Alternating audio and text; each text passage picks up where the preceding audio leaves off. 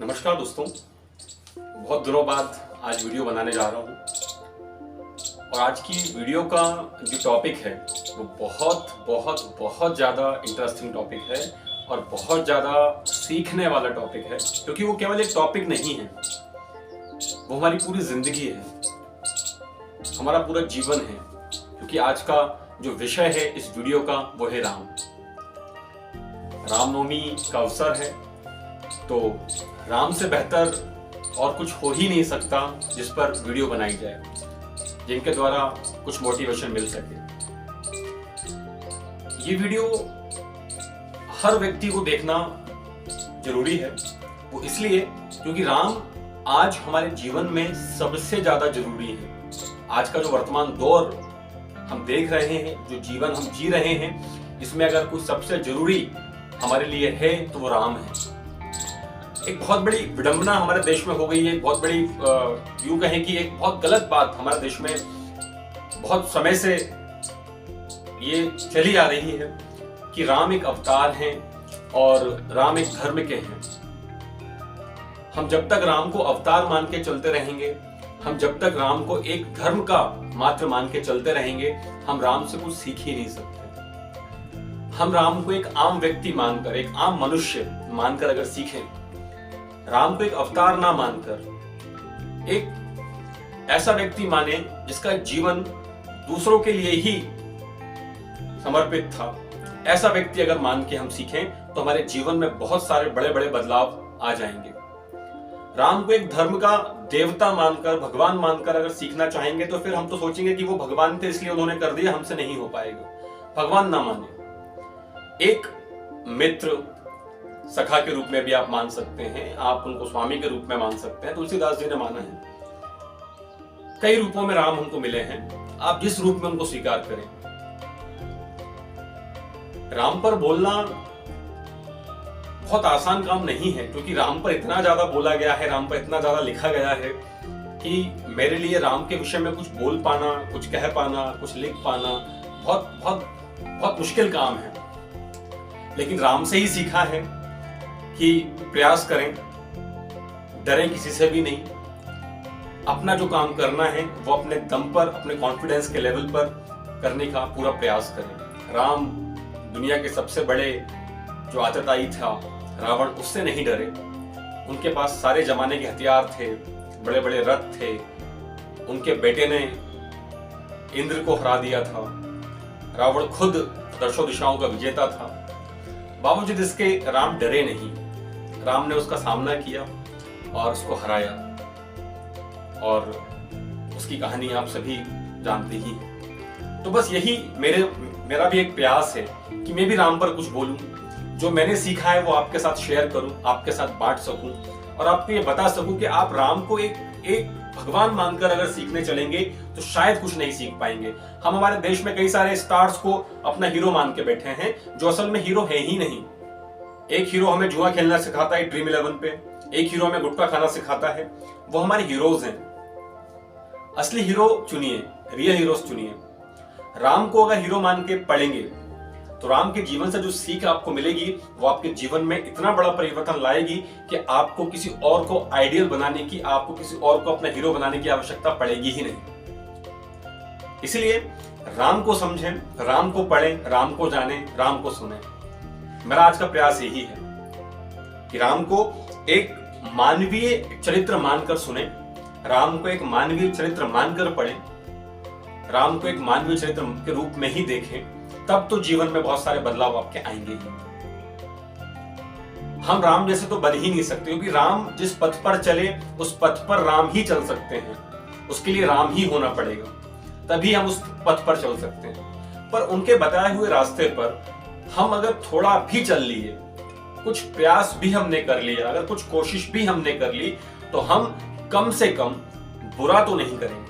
अच्छा हमसे हो ना हो वो एक बात की बात है, बट एटलीस्ट हम कम यहाँ बुरा तो नहीं करेंगे, ये हम सीख जाएंगे। डर हमारा खत्म होगा, कॉन्फिडेंस लेवल हमारा बढ़ेगा, जीव जंतुओं से, प्राणियों से कैसे लगाव रखना है ये हम सीखेंगे, परिवार में कैसे रिश्ते निभाए जाते हैं ये सीखेंगे, त्याग भावना क्या होती है, दान क्या होता है ये हम सीखेंगे, ताकत बल क्या होती है ये हम सीखेंगे। ये राम के जीवन के चरित्र हैं। और राम के ऊपर तो अगर दिन भर भी चर्चा की जाए तो दिन भी कम पड़ जाए। राम के ऊपर बोला जाए तो पूरा जीवन कम है। इस वीडियो के माध्यम से थोड़ा सा प्रयास करूंगा, फिर आगे अन्य वीडियो में पूरी एक सीरीज बनाकर हम राम पर चर्चा करेंगे। रामचरितमानस के जितने भी कांड हैं, 7 प्रमुख कांड हैं, हम उन पर चर्चा करेंगे। फिलहाल हम शुरू करते हैं राम के जीवन की सबसे महत्वपूर्ण बातें जो हम राम से सीख सकते हैं। राम के जीवन का जो सबसे महत्वपूर्ण विषय है जो हम सीख सकते हैं वो है संघर्ष। आप देखेंगे कि राम के जीवन में कहीं भी कोई चमत्कार वाली बात आपको देखने को नहीं मिलेगी कि राम ने कुछ चमत्कार करके कुछ पा लिया हो। राम ने जो कुछ भी पाया अपने संघर्ष के दम पर पाया, अपने पौरुष के दम पर पाया, अपनी मेहनत के दम पर पाया। राम ने कोई चमत्कार नहीं किया अपने जीवन में। आप देखेंगे तो बचपन से लेके जब तक वो शादी हुई, बड़े हुए, उसके बाद वनवास हुआ, रावण से युद्ध हुआ, घर आए लौटकर, उसके बाद भी तमाम आपने देखा कि उनके जीवन में संघर्ष कम नहीं हुए, जीवन भर संघर्ष करते रहे। वो यही तो हमें सिखाना चाहते थे कि अगर आप मनुष्य योनि में आए हैं, अगर आप एक व्यक्ति के रूप में जन्म लिए हैं, तो जीवन में संघर्ष कभी कम नहीं होगा। चाहे आप दशरथ के पुत्र ही क्यों ना हो, लेकिन संघर्ष तो आपके जीवन में भी होगा। और अगर आप संघर्ष नहीं करेंगे तो आप जीवन में सफलता भी हासिल नहीं कर सकते। रामचरितमानस से हम सीख सकते हैं, राम के जीवन से हम सीख सकते हैं कि कर्म प्रधान विश्व रचि राखा, जो जस करहि सो तस फल चाखा। ये विश्व कर्म प्रधान है और जो जैसा कर्म करता है उसे वैसा ही फल मिलता है। जो जितनी मेहनत करता है उसे उतना ही फल मिलता है। ज्यादा मेहनत करेंगे ज्यादा बड़ी सफलता, कम मेहनत करेंगे कम सफलता, बिल्कुल तय है ये। तो राम के जीवन में पूरा जीवन संघर्षमय रहा। आज राजा बनने वाले थे और कल सुबह उनको वनवास दे दिया गया, लेकिन विनम्रता देखिए, त्याग देखिए, बिना सोचे उन्होंने पूरा राजपाट त्याग दिया और पिता के एक कहने पर 14 वर्षों के लिए वनवास चले गए। क्या हम इतना बड़ा त्याग कर सकते हैं? क्या हमें इतनी सहन शक्ति है कि कोई हमें एकदम से इतना बड़ा त्याग करने को बोले और हम कर दें और हम उसको सहन भी कर जाएं? बावजूद इसके राम विचलित नहीं हुए और जब कौशल्या ने उन्हें बुलाया और बोला कि पिता ने तुम्हें वन जाने को बोला है तो तुम्हें डरना नहीं है, और उनको एक माँ के रूप में समझाने का प्रयास किया, तब राम के शब्द थे कि पिता दीन मोहि कानन राजू। पिता ने तो मुझे जंगल का राजा बना दिया है। अयोध्या तो बहुत छोटा सा राज्य है, पिताजी ने मुझे इतने बड़े जंगल का राजा बना दिया है। यानी कि वो तब भी विचलित नहीं हुए और उनके मन का जो हर्ष था वो हमेशा वैसा का वैसा ही बना रहा। तो हम ये जीवन में सीखें कि राम के जीवन से जो संघर्ष उनके जीवन में दिखे हैं, हम उनसे सीख लें कि अगर हमारे जीवन में भी संघर्ष के दौर आते हैं तो डरना नहीं है, बल्कि उसे प्रसन्नता के साथ स्वीकार करना है और आगे बढ़ते रहना है। सफलता निश्चित मिलेगी। ये राम के जीवन की सीख है। लोग कहते हैं कि राम को समझा पाना बहुत मुश्किल है, राम है क्या, राम को बता पाना बहुत मुश्किल है, राम का बखान करना बहुत मुश्किल है। लेकिन बालकांड में, रामचरितमानस के बालकांड में तुलसीदास जी ने केवल एक चौपाई में राम को पूरी तरीके से परिभाषित कर दिया कि राम असल में है क्या, राम कौन है, राम क्या कर सकते हैं, सब कुछ डिफाइन कर दिया तुलसीदास जी ने। और आप सबने वो चौपाई सुनी भी होगी, राम के जन्म के समय की चौपाई है। जब राम का नामकरण होता है तो उनको नाम इस तरीके से दिया जाता है, उस चौपाई में ही राम का पूरा जीवन चरित्र है और राम डिफाइन हो जाते हैं पूरी एक चौपाई के अंदर। चौपाई आप सबने सुन रखी है। चौपाई क्या है?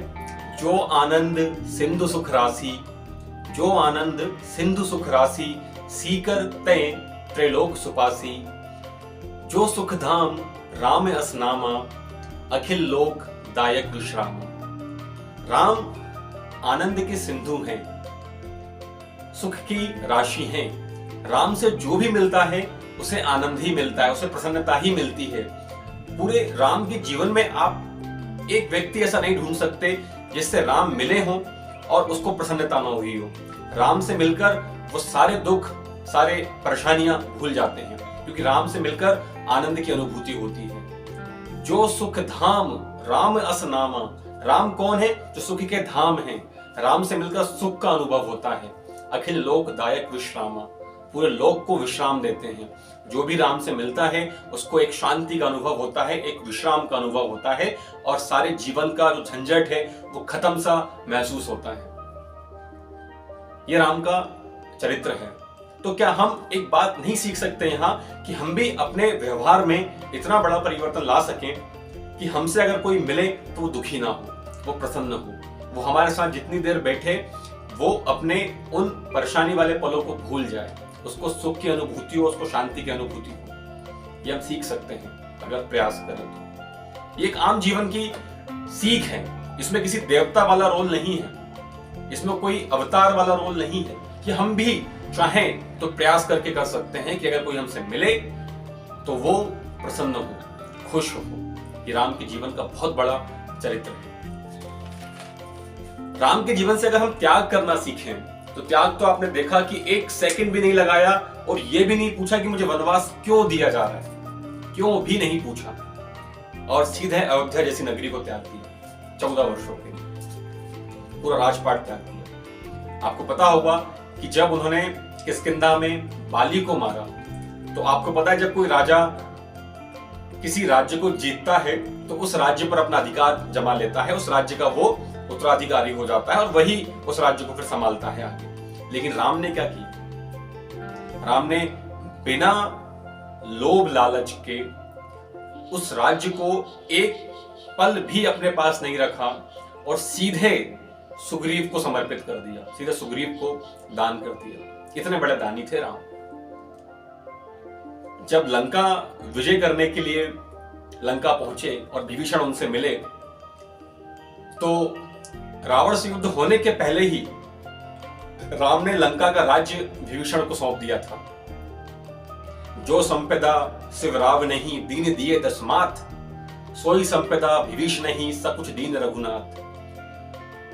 सकुचाते हुए पूरी संपदा विभीषण को दान कर दी, जिस संपदा को पाने के लिए रावण को अपने 10 सिरों को शिव को चढ़ाना पड़ा था, वो संपदा राम ने यूं ही दान कर दी, सकुचाते हुए दान कर दी। कितने बड़े दानी थे। हम इतना बड़ा दान नहीं कर सकते, पर इतना तो सीख ही सकते हैं कि अगर कोई जरूरतमंद व्यक्ति है जो सच में जिसको कोई आवश्यकता है, तो क्या थोड़ा हम उसका सहयोग नहीं कर सकते? हम अपने राजपाट को, हम अपने घर को, अपने बिजनेस को दान देने की बात तो कर ही नहीं रहे, पर क्या उसका थोड़ा सा हिस्सा हम किसी की मदद के लिए नहीं लगा सकते? क्या हम थोड़ा सा हिस्सा किसी के भले के लिए नहीं लगा सकते? अगर हम राम से सीखें तो एक बहुत बड़ी सीख हमको मिल सकती है। राम पर बोलना तो बहुत है, लेकिन वीडियो बहुत लंबी होगी, इसलिए बहुत ज्यादा नहीं बोलूंगा। 2 बातें और बस करूंगा कि जब अपनेपन की बात आती है तो अपनेपन में भी राम जैसा कोई नहीं। जात पात को बिल्कुल खत्म कर दिया। निषाद जो माने जाते हैं कि सबसे ज्यादा नीच कुल के होते हैं, उन्हें राम ने मित्र माना, राम ने अपना मित्र बनाया, और उन्होंने बताया कि जात पात पूछे नहीं कोई, हरि को भजे सो हरि का होई। बस यहीं से ये हरिजन शब्द आया, यानी कि जो हरि का है, जो हरि का जन है, वो ही हरिजन है। आप में जो राम को मानते हैं, जो हरि को मानते हैं, हम सब हरिजन। हरि का जो है, जो ईश्वर का है, जो राम का है, वो हरिजन है। इसे हम एक गाली के रूप में ना जाने क्यों प्रयोग करते हैं, जबकि इसका शब्द का अर्थ बहुत सुंदर है। हरि को मानने वाला, हरि का अपना, जो हरि का अपना है, जिसको हरि ने अपना माना है, जो हरि का जन है। शबरी भील जाति की थी, उनके झूठे बेर राम ने खाए, झूठे बेर। कल्पना कीजिए, निषाद को गले लगाया, केवट से अपने पैर धुलवाए, केवट के सर पर हाथ रखा, निषाद जाति के थे। कितना अपनापन था। जटायु जो कि माना जाता है कि पक्षियों में सबसे निकृष्ट जाति होती है, उनको अपने पिता तुल्य मानकर उनका अंतिम संस्कार किया। दशरथ जी का अंतिम संस्कार नहीं कर पाए थे राम, लेकिन एक ऐसा पक्षी जो पक्षियों में सबसे निकृष्ट माना जाता है, वो मांस खाता है और उसकी जाति सबसे नीच कुल की मानी जाती है, ऐसे पक्षी को अपना पिता मानकर उन्होंने अंतिम संस्कार किया। सभी के लिए एक समान, सभी के लिए सुलभ थे राम, सभी के लिए आसान थे राम, सबको मिलने गए राम, किसी को आना नहीं पड़ा उनसे मिलने के लिए। सबके पास हर आश्रम में राम गए, चाहे वो भरद्वाज मुनि हो, चाहे वो अगस्त मुनि हो, चाहे वाल्मीकि जी हो, सभी के यहाँ राम गए, सभी को बराबर प्रेम दिया, सभी से बराबर उन्होंने भेंट की। तो ये राम के जीवन से हम सीख सकते हैं कि राम के जीवन से हम अपनापन लोगों के साथ कैसे बढ़ाएं, अपना आपसी सौहार्द हम कैसे बढ़ाएं, अपना जो भाईचारा है हम लोगों का आपस का, उसको हम कैसे बढ़ाएं, हम सब एक कैसे हो सकते हैं। इस जाति पाति को तो राम ने ही खत्म कर दिया था, क्योंकि जाति पाति कुछ थी ही नहीं। राम तो सीख देकर गए कि हम एक हैं, इसको खत्म करने का प्रयास करें। ये हम सीख सकते हैं राम से, हमारे अपने राम से। उन्होंने जात पात को खत्म करने के लिए कितने बड़े बड़े संदेश हमको दिए हैं। तो हम अगर इतना भी नहीं कर पाए तो हम राम से शायद कुछ भी नहीं सीखे, और हम जो दिन भर राम को भजते रहते हैं शायद हमें भजने का हक भी नहीं है। क्योंकि अगर हम हरि के जन का ही, अगर हम राम के अपने का ही अपमान कर रहे हैं तो फिर हम शायद राम के हैं ही नहीं। तो ये बात हम सीखें राम से कि हम अपनापन बढ़ाएं और सभी को अपना मान के चलें। राम बहुत करुणा निधान थे, उन्हें करुणा निधान कहते हैं। राम बहुत दयावान थे। राम की शक्ति रावण की शक्ति में अंतर ही इतना था, बलशाली रावण भी था, बलशाली राम भी थे। राम दयावान थे, करुणा निधान थे, लेकिन राम के अंदर भी बल कम नहीं था। जब बल दिखाने की बारी आई तो राम ने बल का पूरा प्रयोग भी किया। राम के बल में और रावण के बल में अंतर था कि राम का जो बल था वो विनम्रता के लिए था, वो विनम्रता लेके आया, और जो रावण का बल था वो अहंकार लेकर आया, और उस अहंकार की वजह से ही रावण का अंत हुआ। राम की शक्ति से लोग निर्भय होते थे और रावण की शक्ति से लोगों के मन में भय आता है। तो रावण की शक्ति भय कर देती है और राम की शक्ति भय मुक्त कर देती है। ये अंतर है। लेकिन राम जीवन भर अपने अहिंसा के मार्ग पर चलते रहे, पर जब भी शक्ति दिखाने की बारी आई तो राम ने बराबर शक्तियों का प्रदर्शन किया है।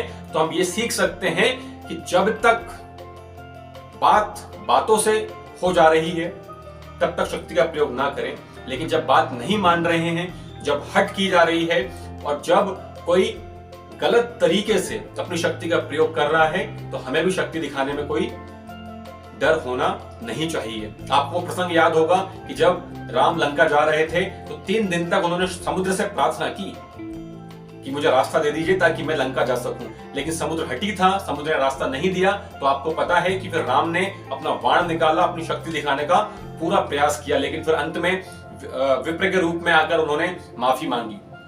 तब फिर राम ने माफ किया और उसके बाद विनम्रता दिखाते हुए उस पर पुल बांधा। तो राम ने बताया कि अगर कोई नहीं माने तो फिर शक्ति का प्रयोग भी करना है।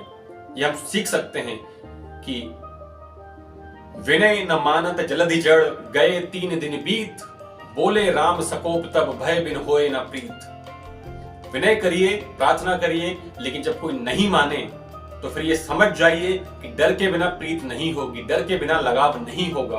भय बिन होए न प्रीत, ये नहीं हो सकता। तो कुछ लोग डर से ही मानते हैं, तो डर दिखाने का भी अगर कभी जरूरत पड़े तो बिल्कुल दिखाइएगा, डरिएगा नहीं। सबसे बड़ा आतताई से लड़ने के लिए गए थे राम के पास, तो उस समय सबसे ज्यादा शक्तिशाली लोग भी नहीं थे, कोई बहुत बड़ी सेना भी नहीं थी, और ना ही कोई बहुत बड़े हथियार थे, अस्त्र शस्त्र थे, कोई अच्छा रथ भी नहीं था।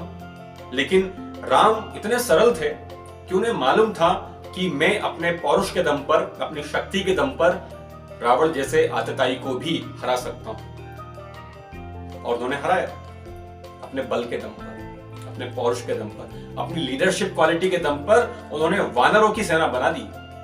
तो हम ये सीख सकते हैं कि हम अपनी जब कंपनी में काम करें, अपने मैनेजमेंट के साथ काम करें, तो किस तरीके से अलग अलग प्रजाति के लोग अगर हमें मिलें, अलग अलग टाइप के लोग हमें मिलें, तो उनके साथ कैसे हमको मैनेजमेंट करना है ताकि हम बड़े से बड़ी सफलता पा सकें, और किस तरीके से जीवन में हम आगे बढ़ सकें और लोगों को साथ लेके चल सकें। किस प्रकार हम शबरी के राम बन जाएं, किस प्रकार हम सुग्रीव के राम बने, किस प्रकार हम केवट के राम बने और किस प्रकार हम कौशल्या के राम बने। बहुत कुछ है राम से सीखने के लिए, पूरा जीवन भी कम है।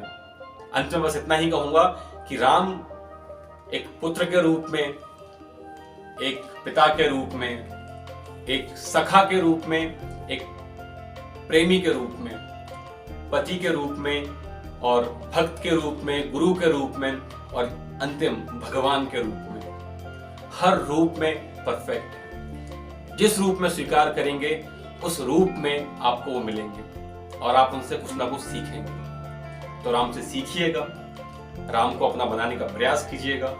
बहुत जल्द ही अगली वीडियो मैं राम पर बनाऊंगा और रामचरितमानस के बहुत अच्छे अच्छे प्रसंग आपको सुनाने का प्रयास करूंगा, जिससे आपके जीवन में बड़ा परिवर्तन आएगा। मेरे जीवन में बहुत सारे परिवर्तन रामचरितमानस से आए हैं। मैं वही प्रयास करूंगा कि आप भी राम से सीख सकें। चलिए, तो रामनवमी का अवसर है और नवमी तिथि है चैत्र मास की। चैत्र मास में राम जन्म लिए थे, बस वही समय इस समय चल रहा है। राम का जन्म होने वाला है और हमारे आराध्य जन्म लेंगे, तो हम सब उनके जन्म दिवस को बहुत धूमधाम से मनाएं। आप सभी को राम जन्मोत्सव की हार्दिक हार्दिक शुभकामनाएं। जय श्री राम।